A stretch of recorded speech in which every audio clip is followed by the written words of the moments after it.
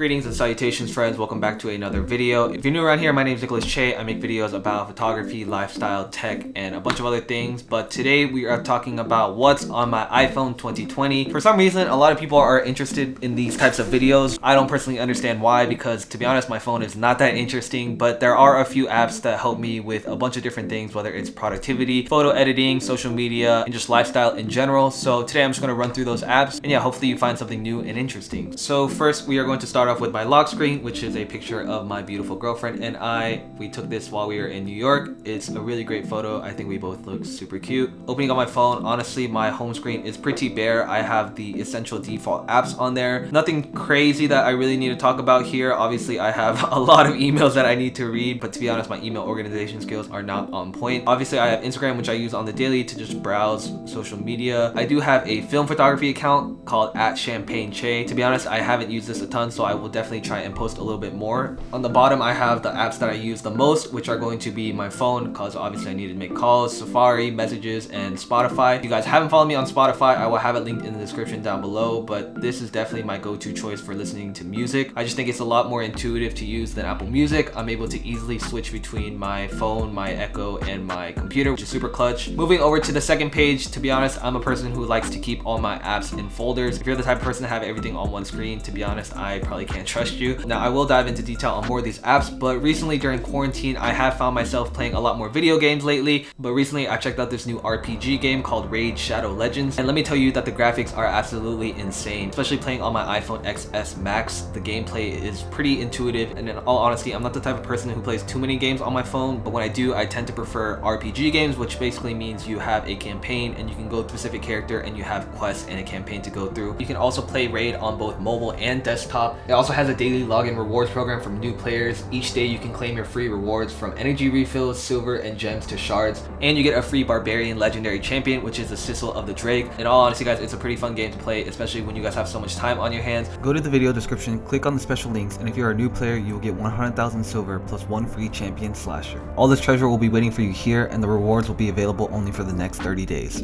Now, moving over, in this folder, I have just my social apps, which are going to be Facebook, Twitter, SoundCloud, Genius, YouTube Studio, Netflix, GroupMe. I tend to keep this all in one folder so I'm not easily distracted. Twitter, honestly, I use on the daily just to stay updated, especially with all the news that's going on.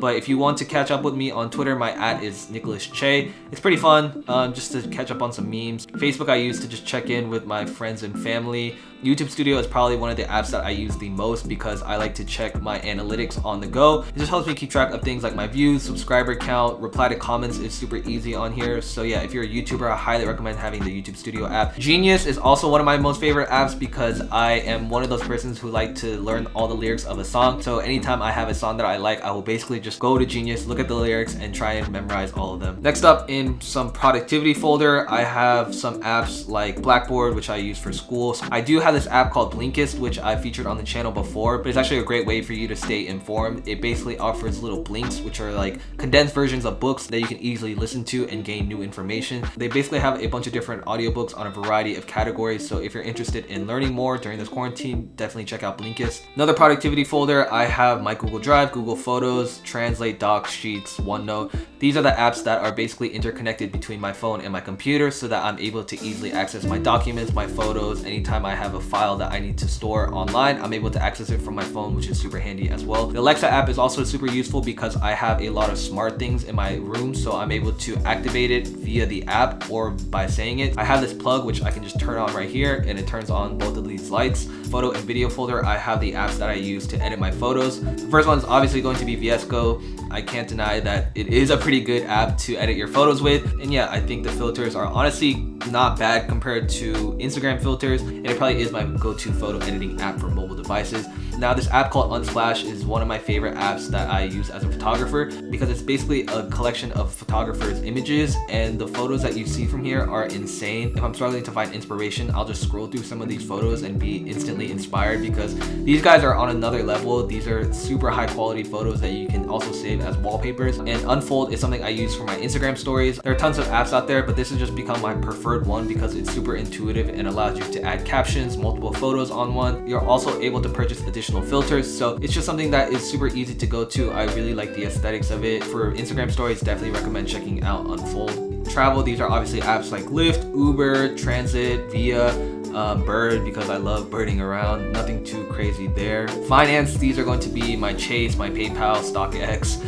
anything I need to send payments, receive payments, I'm able to easily access from my phone. In my shopping folder, this is a little bit of a dangerous place to go to. Obviously I have Amazon because I'm one of those people who, if I need something, I will go to Amazon and purchase it rather than go to the store. I have Airbnb downloaded because I'm always looking to travel. Well, not right now, but anytime I do, I like to make sure that there is a good deal on the places that I'm going to. ASOS, which is literally the go-to place when it comes to online shopping. There are thousands of different brands and products that you can find there. Mr. Porter is another shopping app, but it basically carries a bunch of high-end designers. I don't actually buy stuff from here, but I do like to just scroll through and see what different things that they have. Ooh, this shirt is fire.